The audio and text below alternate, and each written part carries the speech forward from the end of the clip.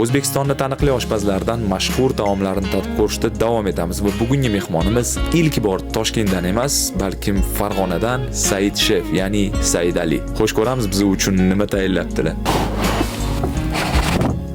Wow.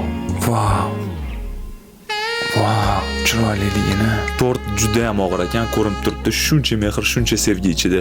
Kesib yeb ko'rishdan avval oshpaz Said Ali haqida qisqacha ma'lumot. Shef Said Ali taniqli oshpazlar rubrikasining birinchi konditer ishtirokchisi. Ushbu oshpaz sohalarini yoshlikdan boshlagan ekanlar. Otalari O'zbekistondagi maqtovli va hurmatga loyiq shef-povur oshpazlardan bo'lgan ekanlar. Avloddan avlodga qolgan metodikalar orqali mana shunaqa shirin va mazali shedevrlarni haligacha qilishar ekan. Va hozirda aka-uka bo'lib Sara Cafe and Bakery brendini birgalikda yurg'izishayotgan ekan. Hozircha Farg'onada, lekin Toshkentda ham juda ham ko'p talab bo'lgani uchun shu yoqdan ham bitta tochka ochishmoqchi ekan. Xo'sh, kesib yeb ko'ramiz.